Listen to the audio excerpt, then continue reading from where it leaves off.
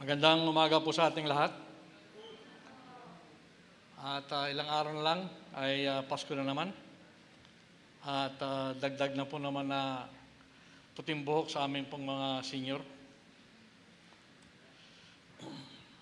Ngayong umaga po, tayo naman po ay dadako muli sa ating pong patuloy na pag-aaral ng salita po ng ating pong Panginoon. At tayo po ay magbalik tanaw sa mga nakaraan na ating pong napag-aralan. At may mga bagay po tayong dapat balikan upang magkaroon po tayo ng mas malalim na kaunawaan kung ano po ang nais na ipaalam sa atin ng ating pong may kapal. At ngayon po ay tawag po nila ay Kapaskuhan at ang sunod po mga linggo ay New Year na po naman. At tuwing Kapaskuhan po ang nagiging tema po ng mga pahayag ay karaniwan po ay tungkol po sa pagsilang ng ating pong Panginoong Hesus. Sa umaga pong ito ay babalikan po natin ang ating pong mga nakaraang tinalakay na nagnanais po na ang ating pong pag-aralan na hindi po lamang ang tungkol sa pagbibigay ng mga bagay-bagay na material para po sa ating mga mahal sa buhay, sa ating po mga kababayan na nangangailangan, kundi ang mas mahalaga po ay ang mga kababayan po natin ito, ang mahal natin sa buhay, ay ating pong madala sa harapan po ng ating pong Panginoon. So mga kapatid, sa umaga pong ito, ang ating pong titingnan ay doon po sa isa po namang pag-aaral sa Genesis. At ang pamagat po ng ating pong pag-aaral ay I am my brother's keeper. At ito po ay tanong po ito. Tanong po ito na naka-address po kay Cain. Sa naka-address po sa kanya ito. Tinatanong siya kung nasaan yung kanyang kapatid. At ang sagot niya nga po ay, am I my brother's keeper? So bago po tayo magpatuloy, tayo po ay dadako sa isa pong panalangin. Let's pause for a while. Our Father in heaven, once again, allow us, Lord, to praise and worship and glorify your name. We would like to express our heartfelt thanks for all the things that are happening in our life, because we know that everything happens for a purpose, and that you would like to have the best for your children as part of God's family. In facing life challenges, we come before your presence for us to understand your plan for all of us, that we may have eyes that we can see the best in people, a heart that forgives the worst, a mind that forgets the bad and releases the regrets of yesterday and refuses the worries of tomorrow, and a soul that never loses faith in you alone. As we continue to praise and worship your name, fill us with your Holy Spirit and energize us for your work for the rest of the days, and keep us reminded of the wonders of salvation, that we may be able to come into your presence with grateful heart. We entrust ourselves to you alone, and be our King and the ruler of our life. And for your message today and the rest of the days, clear our minds of any doubts and unrighteousness that might hinder our understanding of your word, and more significantly, allow your word to stay in our heart for the rest of our days. We humbly submit ourselves to you to lead us, to guide us, and to protect us, and help us to strengthen and maintain our faith in you. Take your footstool and your rightful place in this congregation. Our prayers in the mighty name of Jesus, our Lord and our Savior. Amen and amen. So again, tayo po ay dadako po sa ating pong tanong, Am I my brother's keeper? Ito po ang katanungan na binalik po ni Cain sa Panginoon nung siya po ang tinanong, nasaan ang iyong kapatid? So ang sagot niya, am I my brother's keeper? It is a question. Ibinalik niya ang tanong. No, tinatanong siya, pero ito rin yung kanyang sinagot. At ito po yung ating verse for this morning. A short verse only, pero mahaba po kung titingnan po natin ang buong kabuuan ng chapter po ito. In Genesis 4:9. At ganito po ang sinasabi. And the Lord said unto Cain, where's Abel thy brother? And he said, I know not. Am I my brother's keeper? Tinatanong siya kung nasaan. Pero ang sagot niya, I know not, hindi ko alam. Ako ba ang may responsibility sa akin pong kapatid? Kumbaga, ang tanong niya, binalik niya. So, ito pong mga tanong, itong mga kapatid, kung titingnan po natin, nakikita po natin na merong pagka-pilosopo yung kanyang sagot. Kung titingnan po natin ang mas maigi. Ang sagot niyang ito ay kung sa ating kapanahon ngayon, may halong kabastusan. Am I my brother's keeper?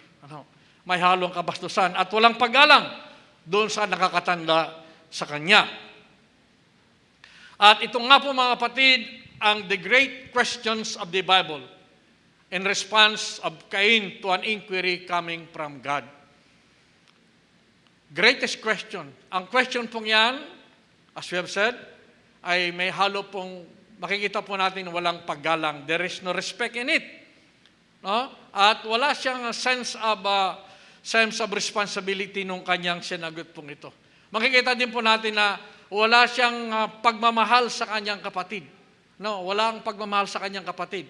Sapagkat sa simula pa lang ay meron na pong laman ang puso niya na hindi po kaaya-aya sa harapan po ng ating pong Panginoon.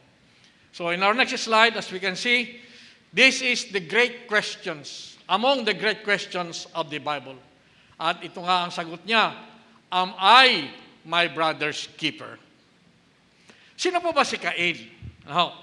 Si Cain po mga kapatid is the first son of the first couple. Ang first couple walang iba kundi si Adam and Eve.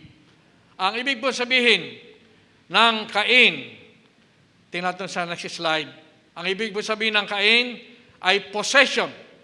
At ang sabi po ni Eve, when Cain was born, I have gotten a man from the Lord. At si Cain nga po ay lumaki na ang kanyang occupation ay pagiging farmer. So, he was tilling the land.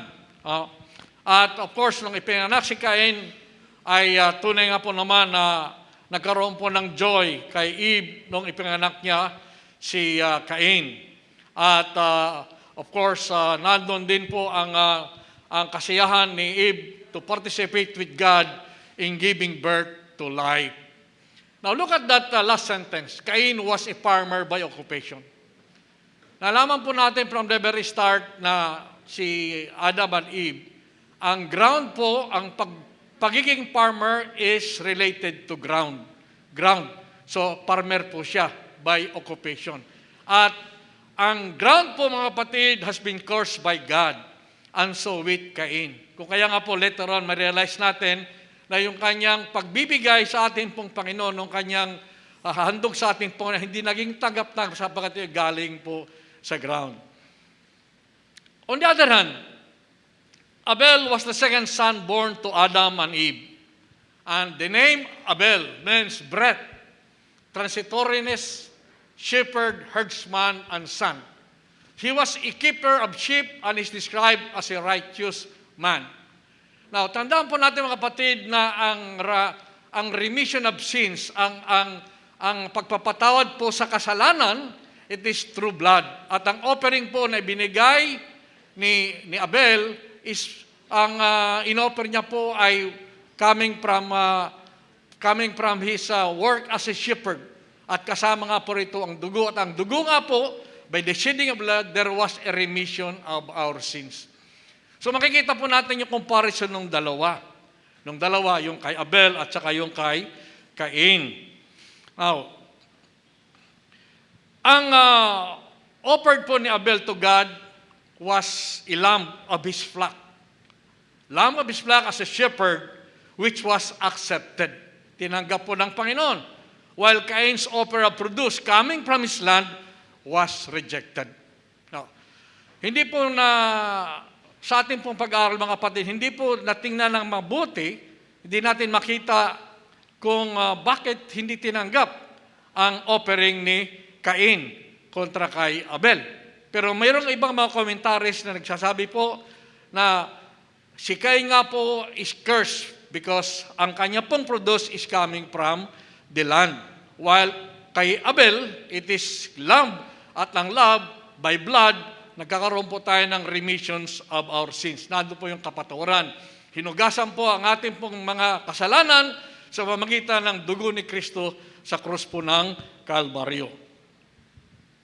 Then the Lord said to Cain, nagtanong po, sinabi po ng Panginoon, "Why are you angry?" Nung hindi niya tinanggap. "Why is your face downcast? If you do what is right, will you not be accepted? But if you do not do what is right, sin is crouching at your door. It desires to have you, but you must master it." So, tinanong siya, "Why are you angry?" Mapapansin po natin itong kapatid na meron pang binigyan po siya ng chance ng ating pong Panginoon. Pero hindi niya ito kinuha sapagkat nandun nga po ang sense of pride on the part of Cain. Now, tingnan po natin dito ngayon, out of this, ang tanong ng Panginoon, sinagot ng tanong ni Cain. Ano ho ba ang matututunan po natin dito sa great question na ito? One of the great questions of the Bible. Ano ho? Kung makapapansin nyo, nagtanong din si Adam nung sila nandun sa paradise. Nagtanong din siya na kung nasaan ang mag-asawa. So, ano ang sinagot ni Adam? Ganon din po, nagtanong din po siya. No, kung kaya nga po, itong tanong na ito, sumunod nga itong kay Cain, "Am I my brother's keeper?" So, ang tanong ngayon natin, ano ba ang ating pong matututunan dito sa tanong na ito ng ating pong Panginoon na itinanong naman ni Cain sa ating pong Panginoon? So there are lessons from this great question. Ano bang lessons? There are 6 of them na ating pong tatalakayin for this morning. Una, the question, "Am I my brother's keeper?" address itself to one's attitude. So andun po yung attitude. Ang attitude po natin, ang attitude po ni Cain. No? And the Lord had respect unto Abel and to his offering. But unto Cain and to his offering, he had not respect. Ibig sabihin, hindi po tinanggap ang offering ni Cain. Now, Abel represents one who responds to God's revelation. Come to God on God's terms and submit to God's will. So makikita po natin ito, kapatid, na si Abel nga po ay siya nga po ay sumunod sa kagustuhan ng Panginoon at ang kanya pong ginawa ay ayon sa kagustuhan ng Panginoon. He submits to God's will. There was obedience on the part of Abel. So, for us, putting this into a context na tayo po mga kapatid bilang isang Kristiyano, ay patuloy na sumunod sa kagustuhan ng ating pong Panginoon, hindi yung ating pong kagustuhan. There are things that we can do na akala natin tama, but it is not according to God's will. And when we talk about God's will, mga kapatid, makikita po natin yan sa utos ng ating pong Panginoon sa banal na kasulatan. Cain represents one who comes to God on his own terms, refusing to do what does not suit him or commend itself to his judgment. So ayon lang sa kanya, on his own term. No? Nagbigay siya ng kanyang offering sa ating pong Panginoon. Nagbigay siya on his own terms. There was some sense of pride in him na siya ay nakapagbigay. There was no faith in him sa kanya pong pagbibigay. At ang sabi nga po, refusing to do what does not suit him or commend itself to his judgment. So, again, the question is attitude. Para po sa ating lahat mga kapatid, attitude ay mahalaga sa bawat isa po sa atin. Magkaroon po tayo that sense of willingness to obey. No? Alam natin kung anong mali, then we have to obey. It's a matter of attitude. At ang attitude po natin yan po ay nabubuo sa pagsunod sa kagustuhan po ng ating pong Panginoon. Not what you want, but what God wants us to do. Second point po natin mga kapatid. The question, am I my brother's keeper, addresses itself to a form of godliness without power. Godliness, baka Diyos ka sa panlabas, sa pangloob ay hindi namang katotohanan. No? Sa panglabas tayo, we look very religious, but inside our heart, we are not. Sapagkat ang ating tinitingnan kung anong sinasabi ng tao to be religious, na ikaw ay makadiyos sa paningin ng tao, but not in your heart. That is without power. No? That is without power.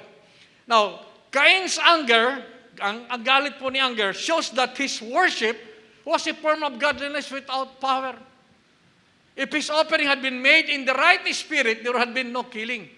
So, yung kanyang pag-offer po para sa Panginoon, no? It was not done in the right spirit. There was no proper attitude. Wala siyang willingness. Ang kanyang ginawa, meron pong kayabangan, then there had been no killing. Sapagkat ang kasalanan po, ang killing pong pangyayaring ito, nagsimula lang ito sa galit sa kanyang puso. Now, in the same token para sa ating mga kapatid, ang isang galit, ang isang kasalanan, ay huwag po nating patabain sa puso po natin.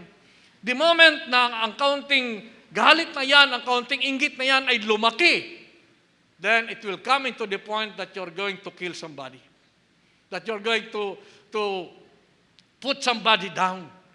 Sapagkat nandun sa puso mo ang pagkainggit, nandun sa puso mo ang pagmamalaki, no? At ang kasalanan yan ay unti-unting nagkakaroon ng paglaki, ng pagtaba, up to the point na nandun na sa iyo ang marubdob na galit sa iyong kapwa. If his offering had been made in the right spirit, there had been no killing. Hindi po eksakto yung kanyang offering kasi from the very start, meron na po siyang pagkakamali. Now, Cain refused to heed the warning of God. Hindi po siya sumunod sa warning ng Diyos sa kanya. If you do what is right, will you not be accepted? So, ibig sabihin ito mga kapatid, meron pang chance na siya magbago sana. If he did what is right. But if you do not that what is right, sin is crouching at your door. Hindi niya iniwas to yung kanyang pagkakamali. Meron pang chance na mawawas tong kanyang pagkakamali. Ngunit hindi nga po. Kasi sa katagalan ng panahon, ang kanya pong galit na yan nga po yung unti-unting lumalaki at kumakatok sa kanyang pinto hanggang sa makapasok sa kanyang puso ang galit pong yan. In the same token, para sa ating mga kapatid, gawin po natin yung tama at wasto at huwag po natin pabayaan na tumaba, lumaki ang galit, ang inggit, ang hindi pagpapatawad sa ating pong kapwa. No, kailangan po natin at that moment na nagkaroon ka ng hindi magandang kaisipan, right around there, kailangan mga kapatid, we have to put a stop to it. We have to put, huwag na natin papabayaan lumaki ang kasalanan yan, sapagkat yan nga po ang inaantay ng ating pong kalaban, na tayo nga po ay bibihin po natin ang kasalanan yan.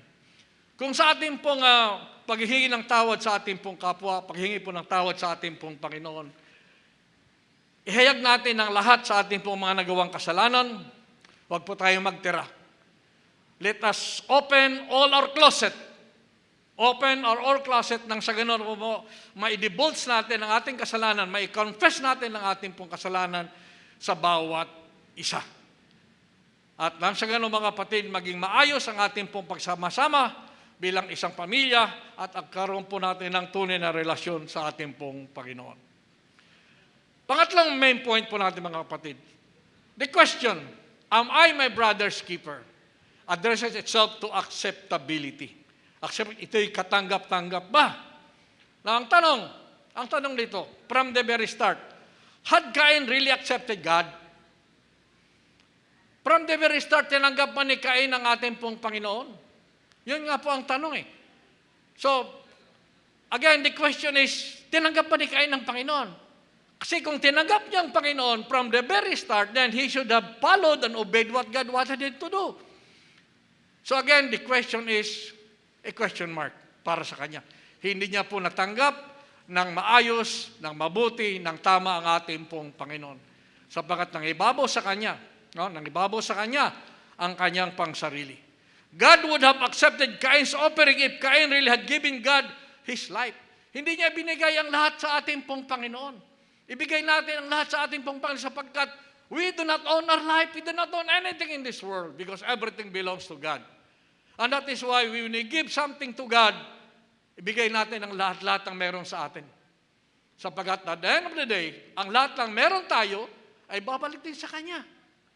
Babalik din sa Kanya. We cannot take everything into the grave and we cannot hold on to everything. Hindi po natin kaya panghawakan lahat ng yan. And therefore, ibigay po natin ang lahat-lahat para sa ating Panginoon. Our life, our family, our wealth, our knowledge, our time, our effort, our money, ibigay po natin sa Panginoon at hindi yan sa atin. Yan na po lamang ay pahiram sa atin ng ating pong Panginoon. For us to manage, i-manage po natin yung binigay sa atin ng Panginoon, for us to steward. Pangalagaan po natin, patibayin po natin, i-manage po natin na mabuti ang lahat po ng biyayang pinagkakaloob sa atin ng ating pong Panginoon. Everything, including our own very life. Because the life that we have today does not belong to us. Ang buhay po natin ay nasa kamay po ng ating pong Panginoon. At an instant, pwede tayong kunin ng Panginoon. Anybody God can take his life. Anybody can be taken his life by God. At wala tayong magagawa doon. We cannot question it. We cannot reason out. Wala na po. Sapagat pag na-stop na yung buhay natin, then that is the end of it. Wala na po tayong magagawa. Kung kaya nga po, ibigay po natin ang lahat para po sa ating pong Panginoon. The scripture reveals Cain as a wicked person. So, sinasabi po rito na wicked, masamang tao nga itong si Cain. Do not be like Cain who belonged to the devil and murdered his brother. Huwag po tayong gumaya kay Cain. Na nagtatanim ng galit, pumapatay. At ang pagpatay mga kapatid ay hindi po lamang sa pamamagitan po ng physical, kundi even thinking. Thinking that you are doing something wrong, you are murdering already your brother. At if you think something that is very, very bad, ito nga po ay isa pong kasalanan na labag sa batas ng atin pong Panginoon. Ang tanong uli, and why did he murder him? Bakit? Bakit niya pinatay? Bakit? At ang pagpatay niya sa kanyang kapatid is with deception. Inimbitahan niya. Mag-usap tayo. And then, thereafter, he killed his own brother. Again, pinapakita dito mga kapatid, ang kalaban natin, Satan, is very deceiving. Satan is very deceiving. Gumagamit po siya ng pamamaraan para ang tao ay makuha niya at kanya pong papatayin. Ang pagpatay na sinutukoy po natin sa atin, tayo po ay magkasala at gumawa ng kasalanan na labag sa batas po ng Diyos. So, Satan is very deceiving. Siya nga po ay mapaglinlang at gagawa siya ng lahat ng pamamaraan na tayo po ay kanya pong malilinglang. Because his own actions were evil and his brothers were righteous. So nakita niya na ang action niya talaga ay masama at nainggit siya. Nainggit siya sa kanyang kapatid which was righteous. At ito ay naging katanggap-tanggap sa ating pong Panginoon. If you accept Christ as the Lord of your life, then it follows that your offering will be acceptable to Him and your brother will be acceptable to you.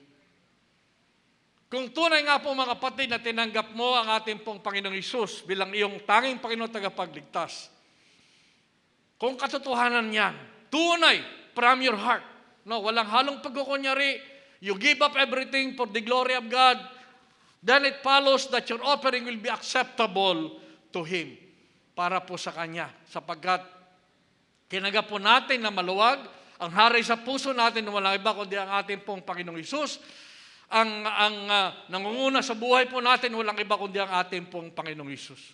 Kung siya ang tunay na hari ng buhay po natin, then it follows mga kapatid na yung ating pong gagawin, yung offering na gagawin po natin, will be acceptable to God. Same token po, kagaya po sinasabi po rito, will be acceptable to Him and your brother will be acceptable to you. In like manner, mga kapatid, kung tayo nga po ay sumusunod sa kagustuhan ng Diyos, sinusunod natin yung Kanyang mga sinasabi sa atin, then tayo nga rin po ay magmamahal sa ating pong kapwa. Mamahalin po natin yung ating pong kapwa, mamahalin po natin yung ating pong kapatid, sapagkat alam na po natin, mga kapatid, na tinanggap na yung ating pong offering sa ating pong Panginoon, then it follows na ganun din po ang pagbibigay po natin sa ating kapwa will be coming from our heart, at ito nga po ay acceptable sa ating pong Panginoon. Pangapat na tanong. The question, am I my brother's keeper? Addresses itself to the revelation of people as sinners. So tinutukoy nito, mga kapatid, na ang mga tao nga po ay makasalanan. Makasalanan nga po. Sapagat ang kasalanan po natin, mga kapatid, we have that inherited sin. Apart from the sin that we commit every day, we have that inherited sin na coming po sa ating pong pinaka-original na tatay at nanay dito sa ibabaw ng lupa, kina Adam and Eve. Ang kasalanan po natin, mga kapatid, may go unnoticed by others. But God takes account of every sin. Maring hindi po nakikita from the outside, ang galing naman niya. Ang galing niya, magiging sa paningin ng tao, talagang ikaw ay malinis, maayos, no? At hindi makikita po ng tao ang ating pong mga kasalanan. Because from the outside, from what we do, then we can still pretend to be doing what is right. But deep in our heart, something is wrong. Something is wrong. We cannot fool God. Kahit anong gawin po natin, we cannot fool God. We cannot hide from God. Kaya anong hinanap si Adam and Eve, nasaan? No? Nasaan? Ganon din po, mga kapatid. We cannot hide God from God for all of our sins. Hindi po natin kayang itago yan sapagkat God knows everything. God knows the time. Ang oras ng Panginoon is not covered by what we know. Ang oras ng Panginoon is beyond the beginning of time and beyond the end of time. God is not covered by time, and therefore He knows everything. Alam niya ang panahon, kaya wala tayong may tatago sa harapan po ng ating pong Panginoon. And I said to Cain, your brother's blood cries out to me from the ground. From the ground. So justice, no? Justice. Ang kasalanan, mga kapatid, ay meron pong kaparusahan. Sa ibabaw ng lupa, pag tayo po ay nagkamali, nagkasala, at may nagreklamo sa iyo, then there is a complaint, there is a charge, then you'll be tried accordingly. At pag nakitang you are guilty of your sin, then you're going to be punished. Pero sa ibabaw ng lupa, mga kapatid, ang mga mayayaman could delay the punishment, could derail the proceedings of the criminal justice because of their money, because of their influence. Ito, mga kapatid, ang reality on the ground. No? At huwag natin sisihin ang Diyos tungkol sa mga bagay pong ito. Because this is the battleground between good and evil. Ang mundong kinakagalawan po natin, mga kapatid. No? If we want justice na gusto nating mangyari, ang mangyayari po dyan ay we do not control all the people up there. We cannot control the law enforcement, the prosecution, the courts, and the community. We cannot. At sa mga bagay po ito, mga kapatid, people who have money can speed up the proceedings or can delay the proceedings in court. Pwede pong mangyari yun. And they could likewise pay, bayaran nila ang mga pumatay, ang mga biktima, ang mga kamag-anak ng biktima para hindi na po mag-file ng kaso. Then after that, the case is quashed. Tapos na po. In the eyes of man, wala na po silang kaso. Pag meron silang ginawang kasalanan, mabayaran lang yan. Kung pwedeng bayaran, then that's it for them. Pero, sa pananaw po ng Diyos, kung ano man ang nagawa nating kasalanan, kasalanan po yan sa kanyang harapan.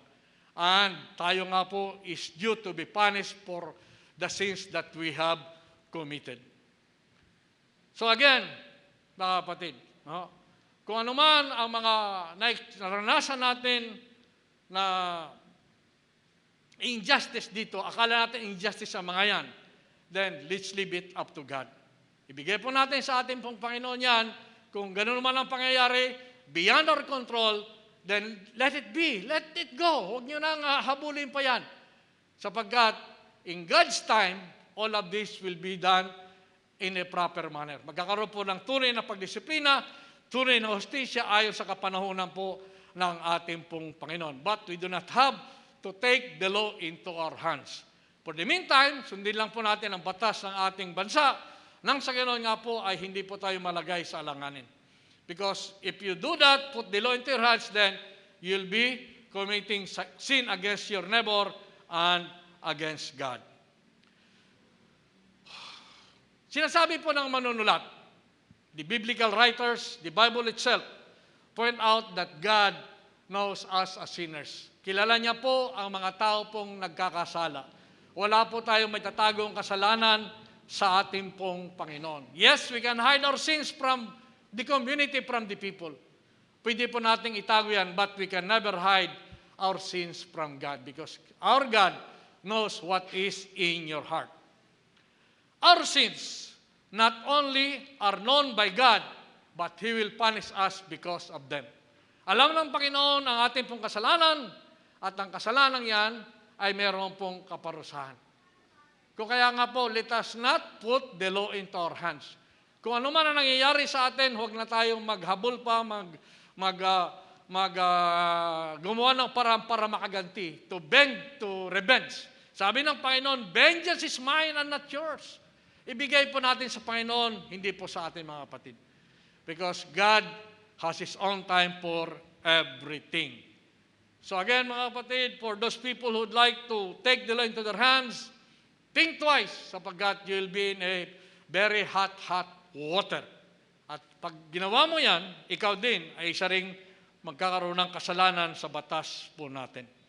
Ang sabi po sa Numbers 32, 23 and 24, but if you fail to do this, you'll be sinning against the Lord, and you may be sure that your sin will find you out. Tunay nga po, pag gumawa ka ng kasalanan, tunay nga po na ikaw nga po ay magkakaroon po ng kaparusahan sa iyong mga ginawang kasalanan. Ang lahat po mga kapatid ay nagkasala. Romans 3:23, for all have sinned and fall short of the glory of God. Lahat po tayo. Pero sa lahat po ng kasalanan natin yan mga kapatid, it's very clear na tayo nga po ay karapat-dapat na humingi ng kapatawaran sa ating pong repentance. Magsisi tayo sa ating kasalanan at ang ating pong Panginoong Jesus is there to forgive us of our sins. Ang kailangan lang po mga kapatid, tayo po ay lumapit sa Kanya, magpakumbaba, kilalanin siya bilang ating tanging Panginoon at tagapagligtas. Ang sabi po ni Cain dito nung siya pinarusahan, my punishment is greater than I can bear. Sobra-sobra na ito, sabi niya, sa akin po nagawang kasalanan. Sabi, hindi ko kakayanin. Pero wala po tayong magagawa. Pag tayo po'y nagkamali, there is corresponding punishment for every sin that we do.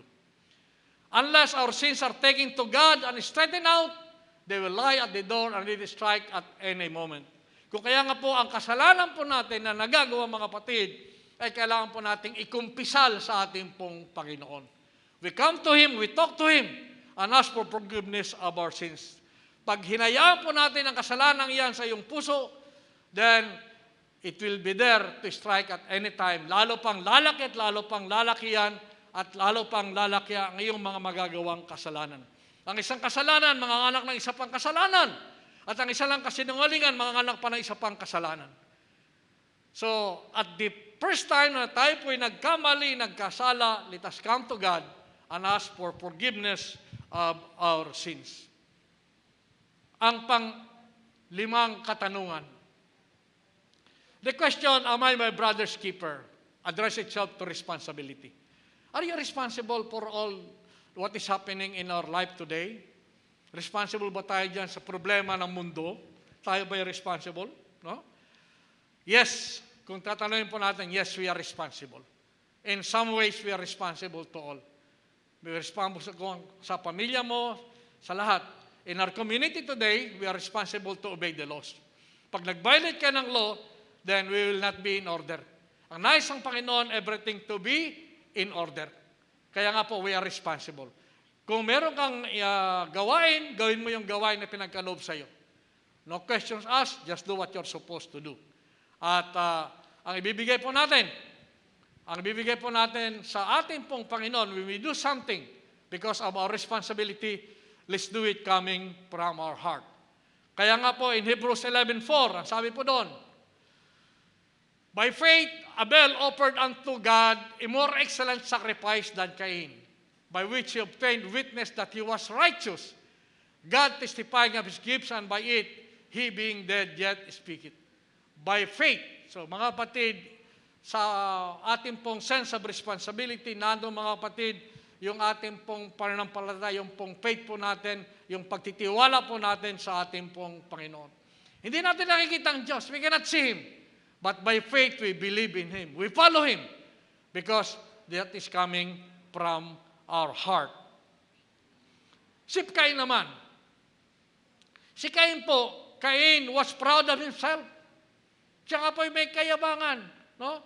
May kayabangan siya. Like an exhibitor at the contest, he portrayed his offering as an estimation of his endowed abilities. Pinakita niya na siya ay magaling. Magaling po siya. At yung kanyang abilidad, yung kanyang kakayahan, ipinakita niya. Sa atin din mga kapatid, kung ano man ang meron tayo, huwag tayo magmamayabang, huwag tayo magmamalaki sa ating pong kapwa. Ang pera ang atin, hindi naman atin yan. Manis lang sa atin ang ating Panginoon. Kaya nga po, in no way na isang Kristiyano magiging mayabang. Huwag kang magmayabang, huwag mong ipagmalaki ang anumang meron ka at this point in time. Because it is not yours from the very beginning. On the other hand, Abel was a true child of God. It has seemed unjust to Cain to say that his sacrifice, however good in itself, was not prompted by a faith that trusted in and responded to God's revelation of His will. So from the very start, as we have said, ang kay Abel ay shepherd yung kanyang, as a shepherd, so ang offering niya is a lamb. And there is blood in it, and when there is blood, there is a remission of sins. On the other hand, si Cain naman, siya nga po ay farmer at ang Panginoon mismo cursed the land, and Cain is connected with the land. Kung kaya nga po, ang offering po ni Abel ay was done in faith at he was considered righteous. Abel offering was offered in faith.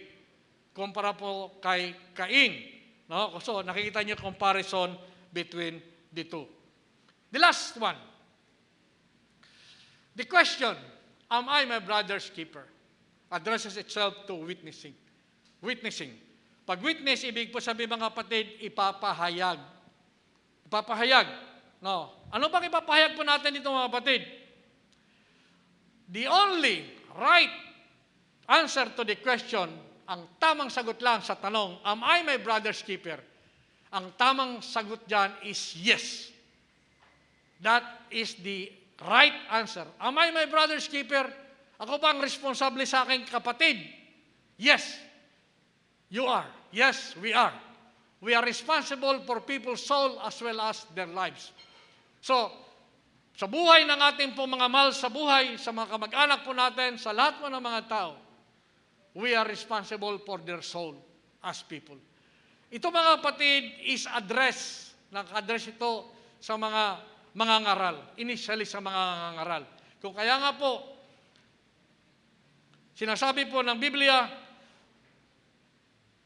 the Bible teaches us to witness. To witness. Ibig sabihin po, mangaral, ipahayag. At ayon din po yan sa Proverbs 11:30, Ezekiel, at saka kay Daniel. Pero titingnan po natin yung dalawa lang. Ayon po sa Proverbs 11:30, the fruit of the righteous is a tree of life, and he that winneth souls is wise. So ang mangaral, magpahayag ng salita, para po bigay po tayo ng kaligtasan sa magitan po ng Panginoon sa mga tao pong nagkakasala ay isa pong magandang gawain. Ang mag-share po ng magandang balita. Dito po sa ating pong church pong ito, we do evangelism. Kung kaya nga po, there was a time na tayo po ay nangangaral sa labas, nag-evangelize po tayo. At ang tinutukoy po nito mga kapatid, tayo pong lahat, let's do it year-round. Hindi po lamang in a particular time, kundi year-round po natin gagawin ito, na tayo po yung magpatuloy na magpahayag ng salita po ng ating pong Panginoon. A wise person is a model of meaningful life. Tayo mga kapatid, ay once we have accepted Jesus Christ as our Lord and our Savior, makikita po rito na ang mga tao po ay ma-attract sa atin. That's why it says there, His sense of purpose attracts others who want to know how they could find meaning in their life.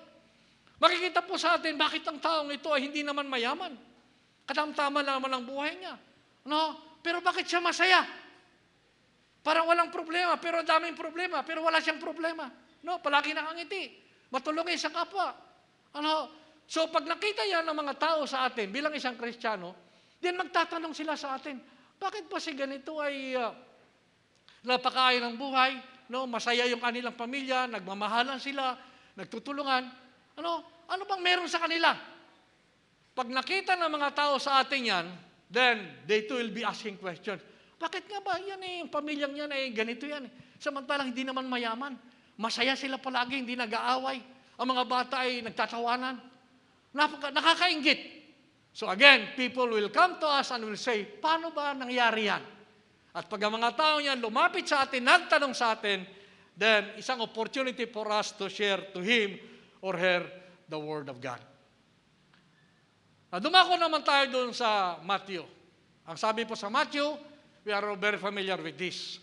Matthew 28, 18 to 20. Now, dito, ito ay naka-address sa mga disciples ni Christ bago umakyat ang ating pong Panginoon. No? At sinasabi rin po rito na go and make disciples of all nations. Initially, ang utos ay para lamang, nung hindi pa dumating sa puntong ito, ang mga disciples ni Christ ay nag-minister po lamang sa mga Hudyo. Doon lang sa limited place na yon. Pero ito ngayon, bago umakyat sa langit ng ating pong Panginoon, ang sinasabi po rito na go and make disciples of all nations. Hindi lang sa lugar ng Israel, sa Juda, kundi sa lahat ng bansa sa buong mundo. Baptizing him in the name of the Father, of the Son, and of the Holy Spirit. So yun po ang instruction sa mga disciples. Now, putting this context into us today, hindi po lamang ito para sa mga pastor, mga elders, para mangaral at mag-share ng magandang balita. Kundi para po sa ating lahat. Sa ating lahat po na nakatanggap sa ating Panginoon bilang Panginoon tagapagligtas, it is incumbent upon us. Tayo po ay mag-share ng magandang balita because we are responsible for our brothers and sisters who are lost. Kaya kailangan po natin mangaral ng salita po ng ating pong Panginoon. Now, mahirap pa mangaral? Hindi po naman. Kasama po natin yan palagi ang ating pong Panginoon. Sabi niya, hindi ko kayo iwanan. And surely I am with you always to the very end of the age. Ibig po sabihin, pag tayo po ay nangangaral, nagsishare ng magandang balita, no? Kasama po natin ang ating pong Panginoon. When we share God's Word, God is with us. Hindi niya tayo iiwanan. Emmanuel po. Where we are to go? Tayo po ay dadako, whether it is next door or other country, and make disciples. It is not an option. Hindi po ito may alternative, hindi po. Kundi ito po ay utos sa atin ng ating pong Panginoong Hesus. Utos siya sa atin na tayo nga ay go. We are to go and share this word. Then, we are not all evangelists. Hindi naman tayo mga evangelista. But we have received gifts that we use in helping to fulfill the Great Commission. Yes, binigyan po tayo ng kapangyarihan ng Panginoon at ang Panginoon ang makakasapan natin when we share this good news to all people.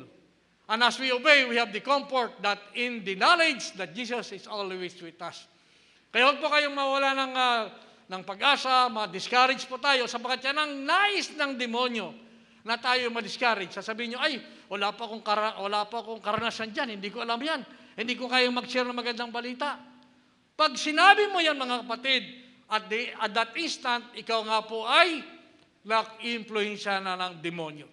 We do not say hindi natin kaya. Sabihin natin, kaya natin sapagkat kasama natin ang ating pong Panginoong Hesus. Walang anumang obstacle ang pwedeng humarang pagkasama natin ang Panginoong Hesus. Amen? Yes, wala nga po. Maski anuman ang po pwedeng humarang sapagkat ang Panginoon ang kasama po natin dito.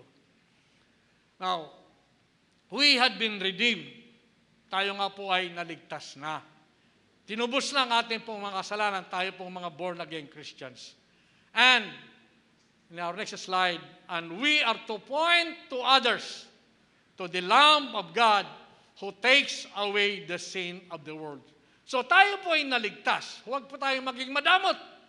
Kailangan po natin i-share ito sa iba. I-point natin sa kanila ang Lamb of God, si Jesus, na siya pong naghugas ng kasalanan ng buong mundo. Now, we have been saved to win others to Jesus as Lord and Savior. So, tayo nga po ay naligtas.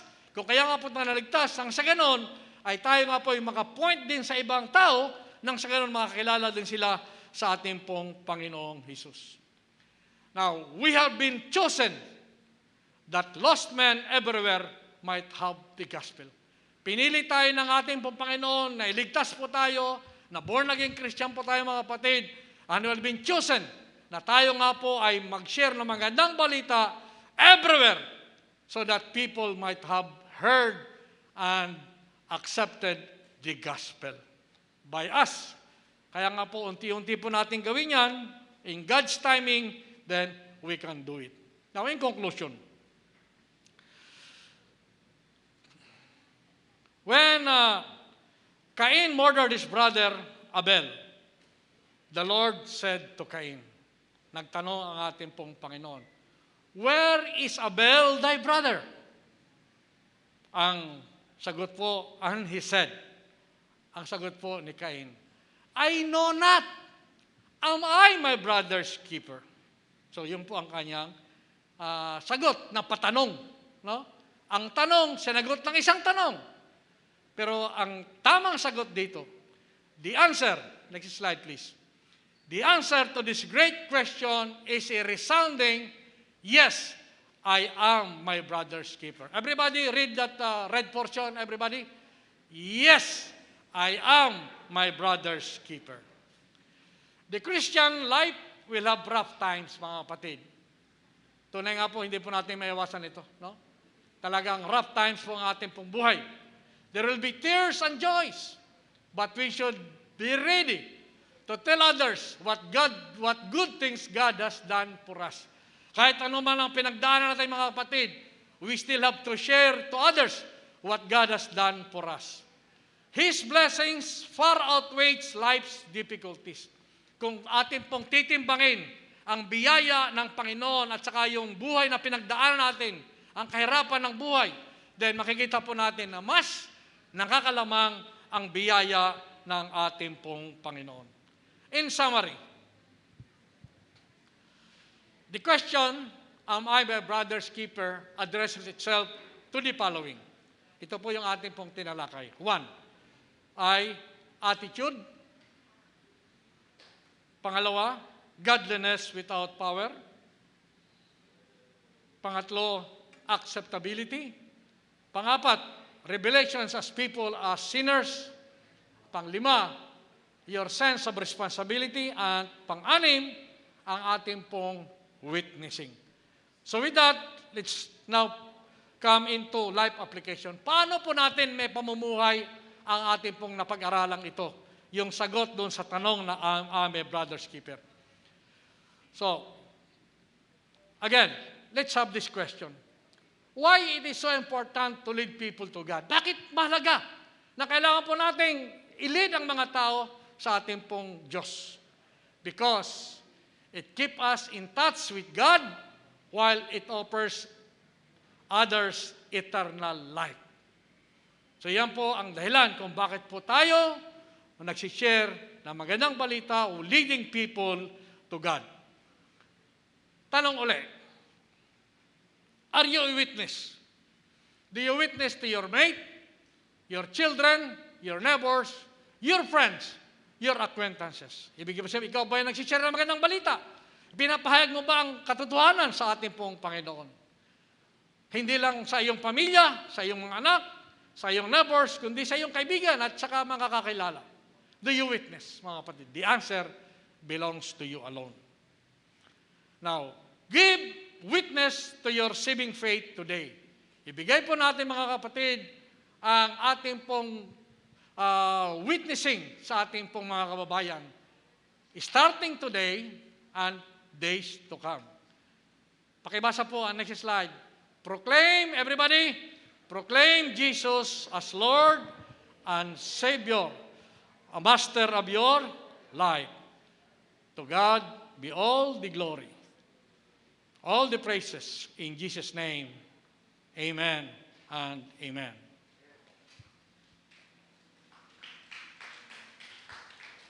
Tayo po ay muling manalangin as we close. Our Father in heaven, thank you once again for the privilege of listening to the Word. Thank you for giving us a clearer understanding on how we can continue to be responsible as brothers' keeper for our brothers and sisters who are confused on what to believe because of deception coming from the evil one. Lead us to somebody whom we can be brother's keeper to them.